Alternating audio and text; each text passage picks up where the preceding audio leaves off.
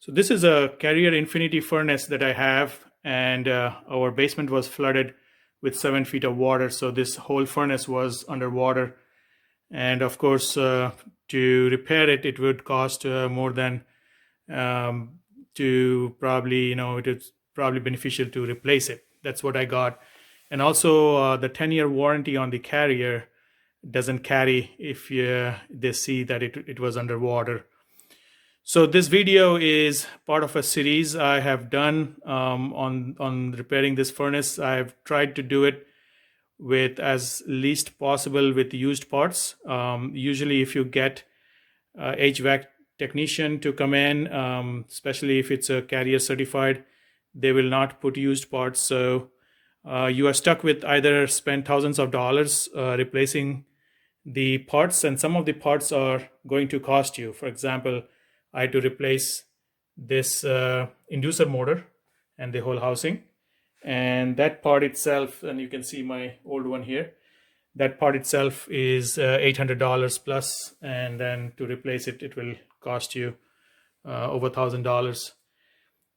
I had decided to get a used board, and this board I had just put it in, but it did give me the same error. So the old board is probably good. Also my fan, the blower fan is fine because the blower fan ran fine. The air conditioner unit outside ran fine as well. So this part of the video is to show what happens after I replaced the inducer motor. So the inducer motor gave me, the first error I got was the error 42. So you can see they have status code 42 detection guide, or kind of a guide to troubleshoot it. So that was the inducer motor, and I was not sure whether it was the board or it was the inducer motor. I did get power to the inducer motor pin. So if I tested that was 115, and also these two have. So now these are these high-end furnaces, the inducer motors are variable speed. So that's another video I did. You can check it out. So after the inducer motor was changed, and of course the inducer motor I bought online came with the pressure switches. So I did take off the pressure switches, and you can probably hear some water in there. And if you get into that type of problem, you probably can clean the pressure switch. I have another unit in the other side of the house, which I had to clean out the pressure switch, and it worked. And that's another video. So here is what I'm going to do is show what the error I'm getting at this point. So if I turn the power on, and I'm going to get it to heat, and what's happening is you will see the inducer motor is on, which is good. The inducer motor starts first, and it will build the negative pressure inside, so that these will activate. And once it activates, it will start. And here you can probably see inside, you can hear the click, and the igniter will turn on.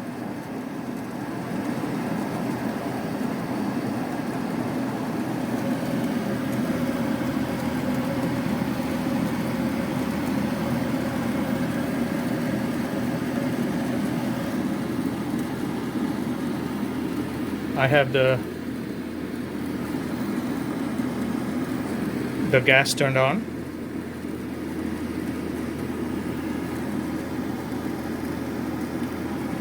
And there you can see the igniter is glowing. So the igniter is good, and then you heard the click, but no gas firing in there. And the igniter will go out again, and it will try 3 times. So it will try 3 times to ignite it, and if there is no flame, it will turn itself off.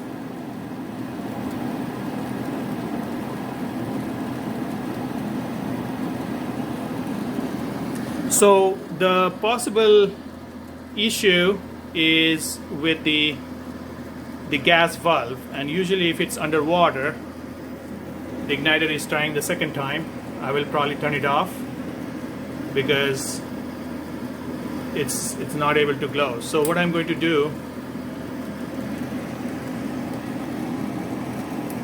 is turn it off this time so that it doesn't lock it down, and I'm going to replace this gas valve.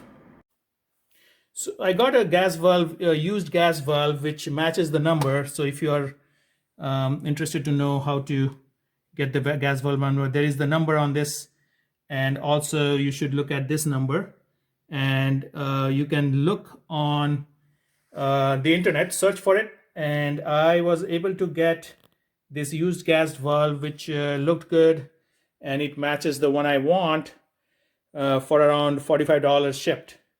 So I'm going to switch this. Now to get the gas valve out, this is the union. So I have to take the union first, and then I have to unscrew the gas valve here, and then I'll try to see if I can unscrew it here. So that's the step. First, turn off the gas. You should be very cautious about working with the gas line. If you're not comfortable, you can get a plumber or even an HVAC person to come in and do it. Before I try to open this joint here, I'm going to use some PB Blaster. This is very good for removing the rust, and I'm going to clean it off a little bit. Let it soak in.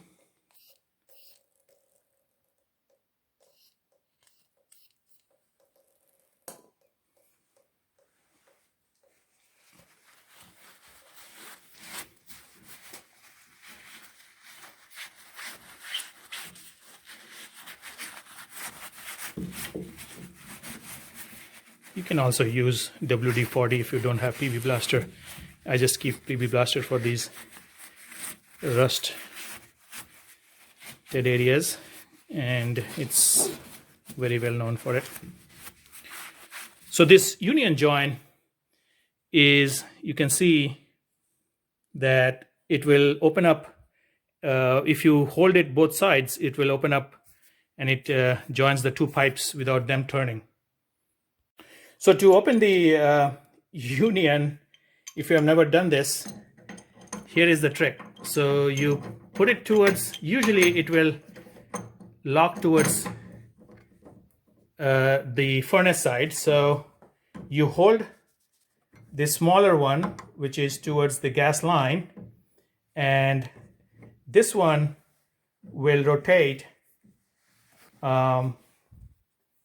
counterclockwise. So look at it as this will rotate this way. So I'm going to push this down. Now I have loosened it already. So you can see, make sure the gas is off. And so this will, now you can see I have water in there, and that's bad. So I have to get a tub to collect the water.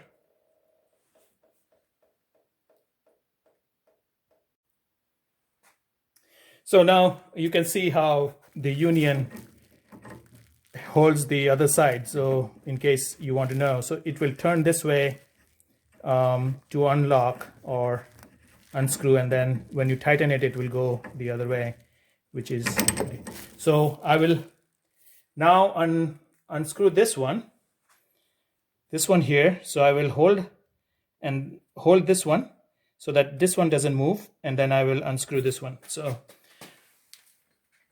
once I take this part off, and then I will try to unscrew this one.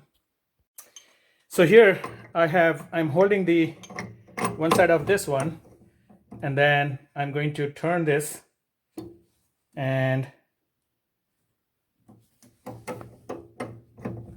So it might be better off at this point to do it right there, and I should be able to remove that piece of pipe from the valve.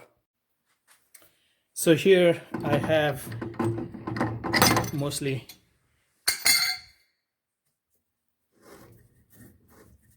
unscrewed it, so it has come out. So I'll just leave it here. And now I'm going to take a picture of these wires. So this is the blue wire and 2 green wire on the top and the brown wire at the bottom, and also this one, so that the 1 green wire goes in here and the purple wire is on the left. So those 3 plus 2 wires, make sure that you get a picture so that you can put it back on correctly. Next, I'm going to remove this little vacuum hose. So if you press it, and just be careful. So that comes off. I'm just going to leave it here. And I'm going to remove the wire. I'm going to see if I can unhook it. Otherwise, I have to open this on and take the whole this one. Probably it will be easier for me to take this off. So I'm going to remove these bolts. And so there are 5 bolts for this box. 1, 2, 3, 4, 5. And I'm going to take this cover off. So I took the cover off, and there are these 2 bolts here holding the gas line. So this should come off, and once I take this gas line off, it will take, I should be able to take the whole the gas valve assembly out. That's what I'm going to do. Here I took the assembly out. You can see that this one, it just goes in here, and I'll leave the igniter connection there. Here are my burners. I might clean the burners as well. And if you can see the rod in there, that's the flame sensor, and that looks to be good. At some point I might be able to clean it, but I just want to get it running today. Now this is the old gas valve. You can see, let me see how much water. That's not good. See how much water it is in there. And no wonder they say you need to replace the gas valve if it's full of water, or they're not supposed to be not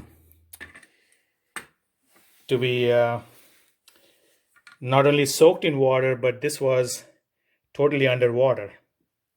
So now I'm going to take this off. It might not be easy, but I think I should be able to grip it here and then turn it anti-clockwise and take it off. So it was not very difficult to take this apart. You can just put pressure while holding this end, and you can see now I probably will be able to turn it and remove the old one. I won't be surprised if I see water in there. There you go. This side doesn't look too bad, but you can hear water coming out. That's the whole thing. However, this one failed. So now with the new one, I'm going to clean it up and put it back on and tighten it. So couple of things I want to mention here is, if you are tightening the this gas valve, use a soft padding or use a cardboard so that it doesn't get bumped onto the surface and you might damage the good valve. The other thing is, you need to figure out how far you want to go. You want to tighten it as much as you can, but also this is how it will fit, and these valves should face towards you. So just make sure that you have tightened it enough rounds. And if it gets very tight, just make sure that this is facing towards you when you put it back on. So here I have tightened it. I'm going to also, since I have it out, I'm going to clean these orifices. So I'll just make sure there is no water logged in there. And this can be opened up pretty easily with a wrench or socket, and I'll clean it up. So I put it back.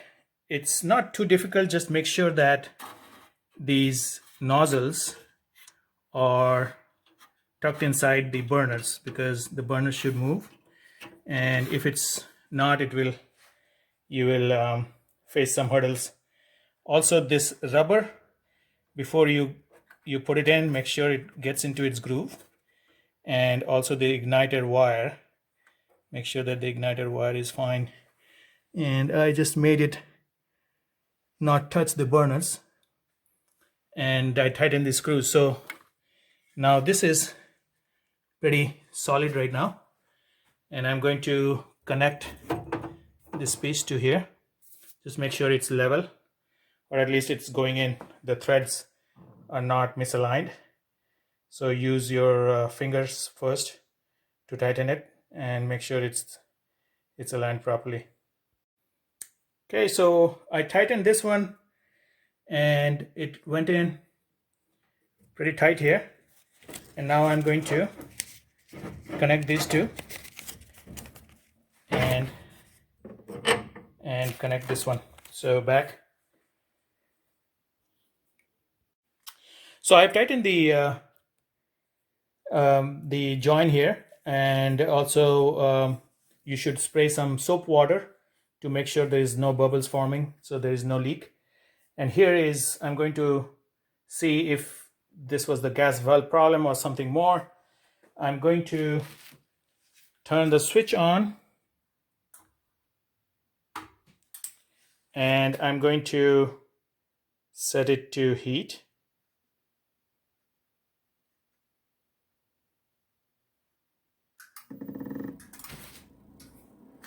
So the inducer motor started, as I seen before, which was the inducer motor failed before, and you will hear another click from the pressure switches on or closing the circuit.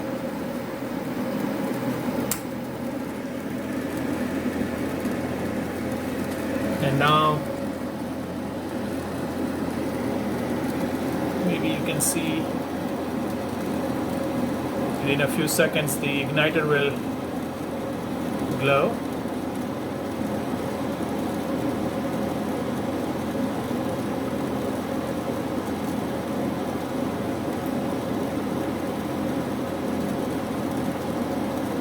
And you can see the glow right there. And you will hear another click from the gas valve.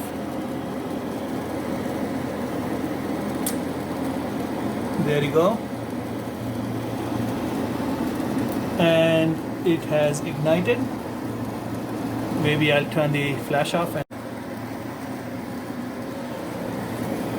there you can see the burners that fired. There are 4 burners in there. It fired, and within a few more seconds the blower fan will turn on.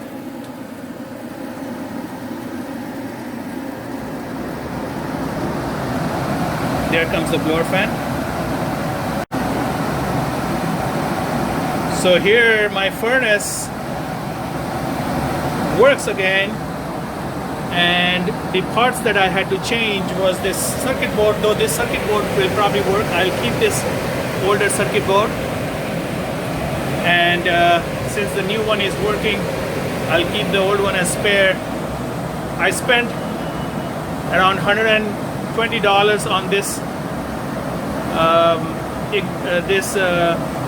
inducer motor and the housing, and it also included the 3 pressure switches, and I spent around $45 on the gas valve. So $45 on the circuit board, $120 and $45 on this one. So it's roughly around $210, and a little bit of my elbow grease, and the machine is back on. So I'll keep it. This is a this was installed in 2012, so now it's November 2019, so it's only 7 or 8 years old machine, and it's running pretty good. So I'm going to